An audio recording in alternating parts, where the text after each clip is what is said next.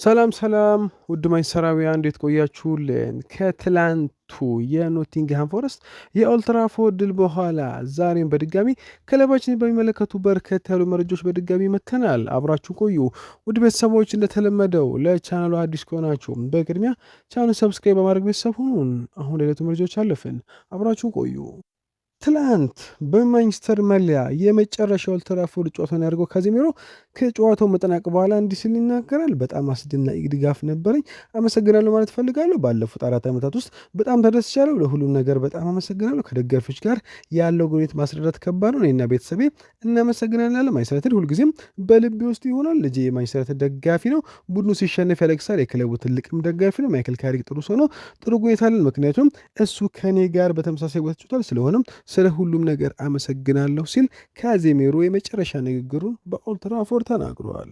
ትላንትና በኖቲንግሃም ፎረስቱ ጨዋታ ላይ የምንጊዜ ፕሪሚየር ሊግ የአሲስት ሪከርዱን ከኬቨን ዴ ብሩይነ እና ከቴሪ ዳንኤል ሆነሪ ጋር የተጋራው ብሩኖ ፈርናንዴዝም ከጨዋታው በኋላ እንዲህ ሲል ይናገራል። የቡድን አጋሮችን ማገልገልና ጎል ማስቆጠር በሚችሉባቸው ቦታዎች ላይ ኳስን መስጠት የኔ ስራ ነው። ዛሬ እንደገና ያደረግኩት ይህን ነው። ስለዚህ በጣም ደስተኛ ነኝ ብሏል። ብሩኖ ፈርናንዴዝ ከዴ ብሩይነ እና ከሄነሪ አሲስት ሪከርድ ጋር እኩል ስለመጠየቁ እንዲህ ሲል ይመልሳል። በዚህ ቡድን ውስጥ መሆን ላይ ትልቅ ክብር ነው። ከሁሉም በላይ የሚፈልገው ዋንጫዎች ነው። ነገር ግን ስራ በብዙ ሰዎች ዘንድ እውቅና ሲያገኝ በማየት ደስተኛ ነኝ። ብዙ ተጫዋች የውድድር ዘመኑ ምርጥ ተጫዋች እንደሆንኩ ተናግሯል። ለእነሱም በጣም አመስጋኝ ነኝ። የቡድን አጋሮች ኳሶችን ለማስቆጠር የሚችሉት ሁሉ እየሞከሩ ነበር። ቢያንስ ሌላ አሲስት ማግኘት መቻል አስፈላጊ መሆኑን ሁሉም ሰው ያውቅ ነበር። በዚህም ደስተኛ ነኝ ሲል ብሩኖ ፈርናንዴዝ ከትላንቱ ጨዋታ በኋላ ተናግረዋል። በቀጣይ ቀናት የክለባችን ዋና አሰልጣኝ ሆኖ የሚሾመው ማይክል ካሪክ ከትላንቱ የኦልድ ትራፎርድ የመጨረሻ የሊጉ ጨዋታ በኋላ እንዲህ ሲል ይናገራል። ካሪክ ስለ ወደፊቱ ጊዜ ጠይቆም እንዲህ ሲል ይመልሳል። ሁኔታው በሚቀጥሉት ቀናት የበለጠ ግልጽ መሆን አለበት። ዛሬ አስፈላጊው ነገር ትክክለኛ ውጤት ማግኘት ነበር። በሚቀጥሉት ቀናት ዜና እንደሚኖር እርግጠኛ ነኝ ብሏል። ካሪክ ስለ ሊጉ ጠይቆም እንዲህ ሲል ይመልሳል። እያንዳንዱ ጨዋታ መጀመር መቻሉ ድንቅ ነገር ነው። በሚቀጥለው የውድድር ዘመን የተለየ ጊዜ ሰሌዳ ያለው አዲስ የውድድር ዘመን ይሆናል። ስለዚህ የመላመድና የልምድ ጉዳይ ይሆናል። ሰውነቱ የሚያውቅበት እድሜ ላይ ነው ያለው። ልምዱ በሚቀጥለው ዘመን ለእኛ እጅጉን አስፈላጊ ይሆናል ብሎ ሉክሾ ወደ ዓለም ዋንጫው መሄድ ይገባል። የእሱ ወጥነት፣ አፈጻጸሙና ልምዱ እንዲሁም ባህሪያቱ እሱ በጣም ጥሩ የመስመር ተከላካይ ያደርገዋል ብለዋል። ማይክል ካሪክ ስለ ቤንጃሚን ሴስኮ በቤሞና ኩኛ ጠይቆ እንዲህ ሲል ይመልሳል። ለአጥቂዎቹ ጥሩ ውድድር ዘመን ነበር። በጎልና አሲስት ላይ ይገመገማል። ያን ተረድቷል። ነገር ግን በውድድር ዘመኑ በሙሉ እድገት አሳይቷል። በሚቀጥለው ውድድር ዘመን አዳዲስ ፈተናዎች ይኖራሉ፣ ግን በእነሱ ደስተኛ ነኝ። እናም ከእነሱ የበለጠ በሚቀጥለው ዓመት እንደማገኝ እርግጠኛ ነኝ ብሏል። ማይክል ካሪክ ስለ ብሩኖ ፈርናንዴዝ ጠይቆ እንዲህ ሲል ይመልሳል። ብሩኖ ፈርናንዴዝ እድሎችን ለመፍጠር እውነተኛ ተሰጥኦ አለው። ባለፉት ጥቂት ወራት ውስጥ በዚያ ቦታ አንዳንድ ትልቅ ጊዜትና አንዳንድ ትላልቅ ነገሮችን አሳልፈናል። ተጨማሪ ግቦች እንዳሉ ተስፋ አደርጋለሁ። መልካም የክረምት ወቅት ይሁንላችሁ፣ በቅርቡ እንገናኛለን ሲል ማይክል ካሪክ ንግግሩን ቋጭቷል። ትላንት ከሰዓት ናፖሊ በሴሪያው ማሸነፉን ተከትሎ በቀጣይ ዓመት የቻምፒየንስ ሊግ ቦታን ማግኘቱን አረጋግጧል። ራስመስ ሆይሉንድን በዚህ ክረምት ዩናይትድን ለቆ መውጣቱም ተረጋግጧል። ሆይሉንድ የውድድር ዘመኑን በናፖሊ ቦሰት አሰልፈዋል። ለቻምፒየንስ ሊግ እግር ኳስ ብቁነታቸውን ተከትሎ የጣሊያኑ ክለብ በቋሚነት እንዲገዛው የሚያስችል አንቀጽ ነበር። ራስመስ ሆይሉንድም ከጨዋታው በኋላ እንዲህ ሲል ይናገራል። አሁን ከናፖሊ ጋር የቻምፒየንስ ሊግን አረጋግጠናል። ይህም ማለት በውል ምክንያት አሁን በይፋ ናፖሊ ተጫዋች ነኝ እና ከማንቸስተር ዩናይትድ ጋር ተሰናብቻለሁ ማለት ነው። ይሄ እንግዳ ነገር ነው። የደጋፊዎቹ ድጋፍ እንደ ቤት እንዲሰማኝ ነው። በራስ መተማመን እንደገና እንዳገኝ የፈቀዱልኝን ስለሆኑ በጣም አመስጋኝ ነኝ ብሏል። ራስመስ ሆይሉንድ የዩናይትድን ደጋፊዎችንም እንዲህ ሲል ይሰናበታል። አሁን በይፋ የናፖሊ ተጫዋች ነኝ፣ ማንቸስተር ዩናይትድን ተሰናብቻለሁ። ማንቸስተር ዩናይትድን ተሰናብቻለሁ ስለሚሰማኝ ስሜት አለ። የልጅነት ህልሜ በኦልድ ትራፎርድ ቀዩ ማሊያ ለብሼ መጫወት ሆኖ ነው። ስለዚህ የዛሬው ግቢ አዲስ በራስ መተማመን ጅማሬ ያመለክታል። በዚህም ለናፖሊ ለሚጠበቅብኝ ጊዜ ሁሉ እግረሳለሁ። በልጅነት የነበረኝን ህልም እውን ላደረጉልኝ የማንቸስተር ደጋፊዎች፣ ተጫዋችና ሰራተኞች ሁሉ አመሰግናለሁ። ለአዳዲስ ህልሞች ጊዜው አሁን ነው ሲል ክለባችንን ትላንት በይፋ ተሰናብቷል።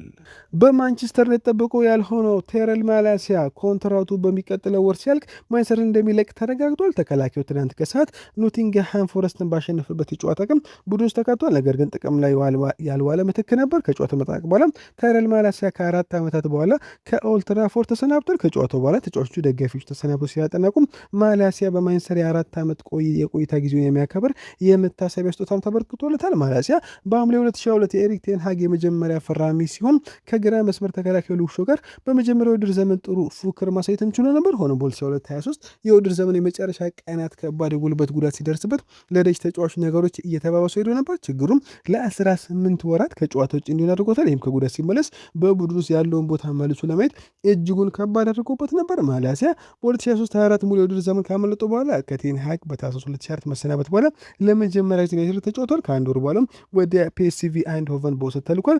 እዚያም የሊግ ዋንጫ አሸንፏል። ነገር ግን ዝውውሩ ቋሚ ያልሆነ ነበር። ባለፈው ዓመት በርካታ የክረምት ዝውውር ጥያቄዎች ውድቅ ሲሆኑበት በ2026 መጀመሪያ ላይ ምንም ነገር ሳይሳካ የቀረ ሲሆን የ26 በሰኔ ወር እንደ ነፃ ወኪል ይለቃል። በዚህ ውድድር ዘመን በፕሪሚየር ሊጉ ሁለት ጊዜ ብቻ ተጫውቷል። ምንም እንኳን እንደምትክ ብቻ ቢሆንም ሁለቱ ጨዋታዎች ላይ 7 ደቂቃዎች የሚሰጥ ተጫውቷል። ታይረል ማልሲያ ትላንት በኦልድ ትራፎርድ የመጨረሻ ሽኝትም ተደርጎለታል።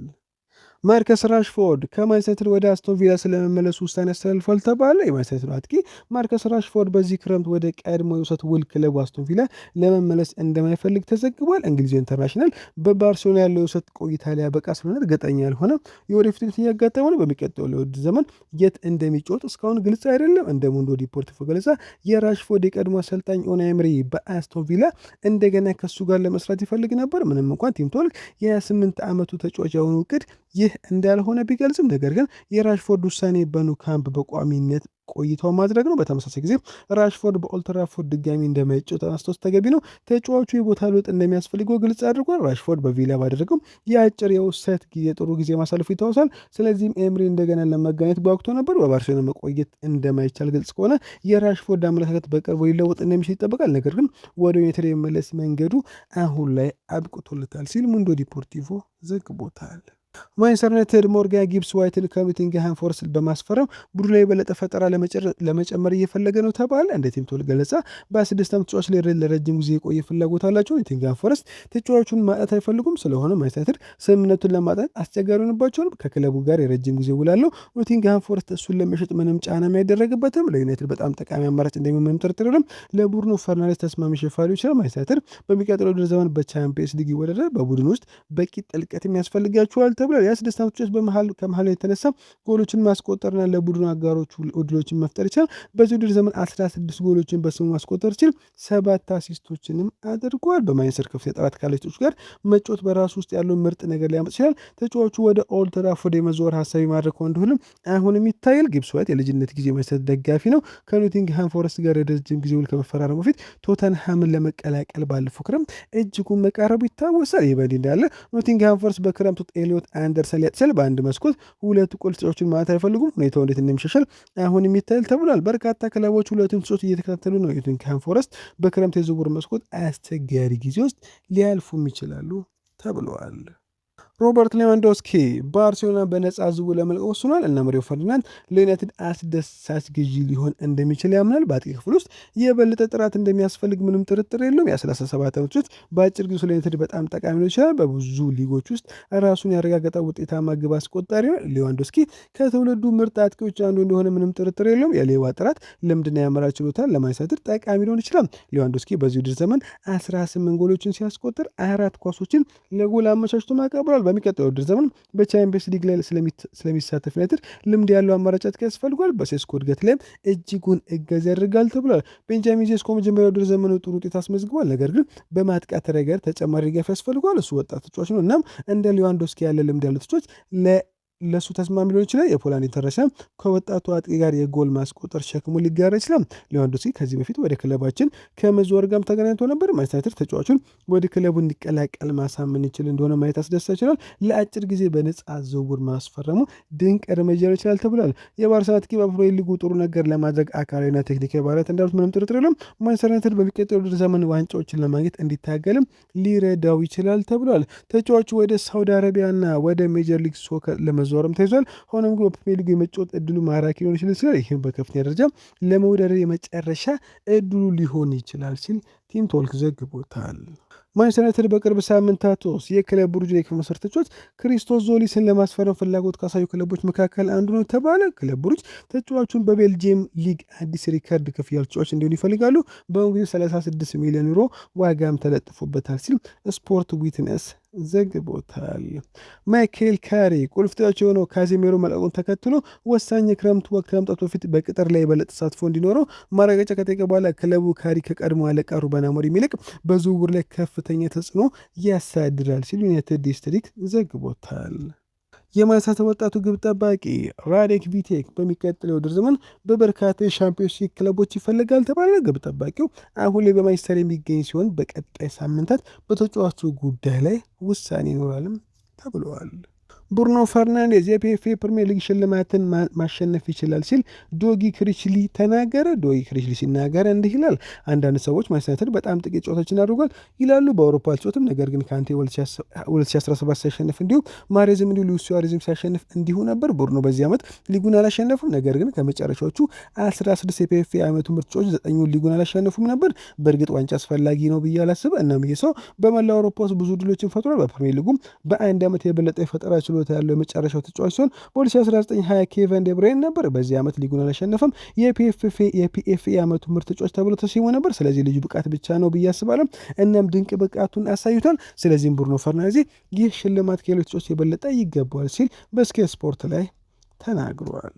ማይክል ካሪክ እና የአሰልጣኝ ክፍል ቡድኑ ዩናይትድ ከአሞሪም አስቸጋሪ ጊዜ በኋላ በጥር ወር ስራው ከጀመሩ በኋላ ሁሉ ማለት ይቻላል ቡድኑን ተሻሽሏል። ነገር ግን ምናልባት ሁለት የተለዩት አማድ ዲያሎ እና ብራሂም ሆናቸው ተብሏል። ሁለቱ ተጫዋቾች በአዲሱ ዓመት በአፍሪካ ዋንጫ አይቮሪ ኮስት እና ካሜሮን በመወከል ከሀገራቸው ጋር ጥሩ ጊዜ ማሳለፍ ባለመቻላቸው እየተሰቃዩ እንደነበር ተጠቁሟል። ነገር ግን ከ4 ወራት በኋላ አማድ ዲያሎ እና መቤሞ አሁንም ጥሩ ጊዜ እያሳለፉ እንዳልሆነ ይጠቆሟል። ይህም ስለነሱ አንዳንድ ስጋቶችን አስነስቷል። ዲያሎ በቅርቡ ከብሬንትፎርድ እና ከሊቨርፑል ጋር ባደረጉ ጨዋታ ወደ ስህተት ሰርቷል። መቤሙ በሊቨርፑል ጨዋታ ለመተካት ደስተኛ ያልሆነ ይመስል ነበር። ባለፈው ቀዳሚ ከሰንደርላንድ ጋር ባደረጉ ጨዋታ ምትክ ሆነው ተጫውተዋል። ሁለቱም በብቃት ላይ ሲሆኑ አደገኛ ሰፋፊ ተጫዋች ሲሆኑ ብዙውን ጊዜ በአሞሪም ጊዜ በተመሳሳይ መስመር ላይ ጥቅም ላይ ይውሉ ነበር። ይህም ከዲያሎ እንደ ቀኝ ክንፍ ተከላካይ የሆነ ጥሩ ያስመዝግቧል። ካሪክ በቅርብ ሳምንታት ውስጥ ትንሹን አይቮሪ ኮስታዊ በጣም ሲከላከሉ ቆይቷል። ነገር ግን ሁለቱም ተጫዋች እንደገና ምርጡን ለማግኘት መንገድ መፈለግ አለባቸው ሲል ክሪስ ዌለር ዘግቦታል። ክሪስ ዌለር ሲቀጥል ማይክል ካሪክ ዩናይትድ አለቃዎች በኦልድ ትራፎርድ እርግጠኛ ያልሆነ የወደፊት ዕጣ ፈንታ በሚያጋጥማቸው በርካታ ተጫዋቾች ላይ ትልቅ ውሳኔ ለማድረግ ዝግጁ ናቸው አለ። ካዜሜሮ ማላሲያና ጃደን ሳንቾ በእርግጠኝነት እንደ ነፃ ወኪል ሆነው የሚለቁ ሲሆን የራስመስ ሆይሉንድ በናፖሊ የመቆየት ነገሩም ትላንት ተረጋግጧል። በዩናይትድና በባርሴሎና መካከል በሚደረገው ውይይት እየቀጠለ ባለበት ወቅት ቅድሚያ ከሚሰጣቸው ነገሮች ዝርዝር ውስጥ ከፍተኛ የማርከስ ራሽፎርድ የወደፊት ዕጣ ፈንታ መፍታት ነው። በካምፕ ኑ የራሽፎርድ ውሰት ቋሚ ለማድረግ የ6 ሚሊዮን ፓውንድ አማራጫል። ነገር ግን ባርሴሎና ያንን ቁጥር ለመቀነስ ወይም ለቀጣዩ ውድድር ዘመን ሌላ ውሰት ለመስማማት እየሞከረው። ያም ሆነ ይህ ዩናይትድና ራሽፎርድ ሁለቱም ተጫዋቹ ወደ ልጅነት ክለቡ እንዲመለሱ ፈቃደኛ አይመስሉም። ሁለቱም አካላት ጉዳዩን በተቻለ ፍጥነት መፍታት ይፈልጋሉ። የባርሴሎና ቆይታው ካልተሳካ ከባየር ሙኒክና ከአርሰናል ፍላጎት አለ። አንድሬ ኦናና ከትራብዞን ስፖርት ውሰት ሊመለሱ፣ ነገር ግን ዩናይትድ ለካሜሮን ግብ ጠባቂ ለቀጣዩ ውድድር ዘመን እቅዳቸው ውስጥ እንደማይገባና አዲስ ክለብ ማግኘት እንዳለበት አያስቀድመው ግልጽ አድርጓል። ዩናይትድ በጥር ወር ከቤሺክታሽ የቀረበለት ጥያቄ ውድቅ ካደረገ በኋላ የአሁኑ ቁጥር 2 ግብ ጠባቂ አልታይ ባይንድርም እንደሚለቅ ይጠበቃል። የሊዮ ከምሽት ተጫዋቾች መካከል ጆሹዋ ዚርክዚ ከቦሎኛ ከፈረመ በኋላ እንዲሁም ሆላንዳዊ በካሪክ ስር ውስጥ በተክል አይመጥንም፣ እንዲሁም ማኑኤል ኡጋርቴን በዚህ ክረምት ይለቃሉ ሲል ክሪስ ዌለር ዘግቦታል። ቤንጃሚን ሴስኮ፣ ማቲያስ ኩኛና ብራሂም ቤሞ በዚህ ውድድር ዘመን 10 የፕሪሚየር ሊግ ጎሎችን አስቆጥረዋል። በአዲሱ ክለባቸው የመጀመሪያ ውድድር ዘመን ናቸው። 3 ተጫዋቾች 10 የፕሪሚየር ሊግ ጎሎችን ማስቆጠር የቻሉ ሁለተኛ ጥምረት ሲሆኑ በ2012/2013 ኦሊቨር ጁሩ፣ ሉካስ ፖዶልስኪ እና ሳንቲ ካዞሮላ ለአርሰናል ካስመዘገቡት ቁጥር በኋላ ኩኛና ሴስኮ ቤሞ ይህንን ቁጥር መጋራት ችሏል። ጂሚ ካራጋር በውድድር ዘመኑ መጀመሪያ ላይ እንዲህ ሲል መናገሩ እናስታውሳችሁ። በዚህ ውድድር ዘመን 6ቱ ምርጥ ክለቦች የምላቸውን እናገር ካልኩኝ ሊቨርፑል በሊጉ አናት ላይ ሆኖ ይጨርሳል። እኔ አርሰናል 2ኛ፣ ማንቸስተር ሲቲ 3ኛ፣ ቼልሲ 4ኛ፣ ቶተንሃም 5ኛ፣ ኒውካስል 6ኛ ደረጃ ላይ ይጨርሳሉ ያለው። ማንቸስተር የተጠናቀቅ ብላችሁ ካሎች ከጠቃችሁ 9ኛ ደረጃ ላይ እንደሚያጠናቀቅ አስባለሁ ብሎ መናገሩን እናስታውሳችሁ። እንዲሁም ኦፕታ ማንቸስተር በ12ኛ ደረጃ ያጠናቀል ብሎ መተንበዩንም እሱንም እናስታውሳችሁ። ሳንድሮ ቶናሊ ለሽያጭ ቀርቧል ተባለ። በዚህ ክረምት ከኒውካስል ዩናይትድ ሊለቅ እንደሚችል ኮሪያ ዴሎ ስፖርት ዘግቦታል። ሪፖርቱን የሚያሳዩት ማንቸስተር አማካይ ተጫዋቹን ለማስፈረም ቀዳሚ ቦታ ላይ ነው። ቶናሊ ለማስፈረም ከ70 ሚሊዮን ፓውንድ በላይ ያስወጣል። በጣሊያን የሚገኙ ሌሎች ጋዜጦች ወደ 87 ሚሊዮን ፓውንድ ሊያስወጣ እንደሚችል ይናገራሉ ሲል ሚረር ፉትቦል አያይዘው ዘግቦታል። ከአውት ኦፍ ሳይድ ላይ በወጣ ዘገባ መሰረት ማንቸስተር የራፋኤል ሊያውን ስምምነት እያጣራ ነው። ኤሲ ሚላን ከ175 ሚሊዮን ዩሮ ወይም ማፍረሻው በታች ለመደራደር ዝግጁ ነው። ዩናይትድ ተጫዋች ቀይርና የገንዘብ አቅርቦትን አቅሮ የጠቀሙት ተጫዋቾች ራሽፎርድ፣ ዚርክዚ ወይም ኡጋርቴ ናቸው። ኤሲ ሚላን አሁን ላይ ለድርድር ክፍት ነው ሲል ከአውት ኦፍ ሳይድ ዘግቦታል። ማቲያስ ዴሊክት በውድድር ዘመኑ መጀመሪያ ላይ በጀርባ ቀዶ ጥገና ምክንያት እንደማይሳተፍ ከታወቀ በኋላ ዩናይትድ የመሃል ተከላካይ ለማግኘት ሊንቀሳቀስ ይችላል ሲል ክሪስ ዌለር ዘግቦታል።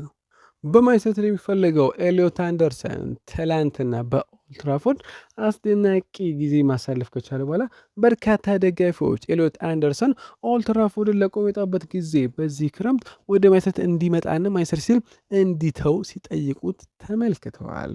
ወደ ቤተሰቦች ለዛሬም በርቆይታ በዚያ በቃ መልካም ቀን። ቻናሉን ሰብስክራይብ ማድረግ አይረሳ።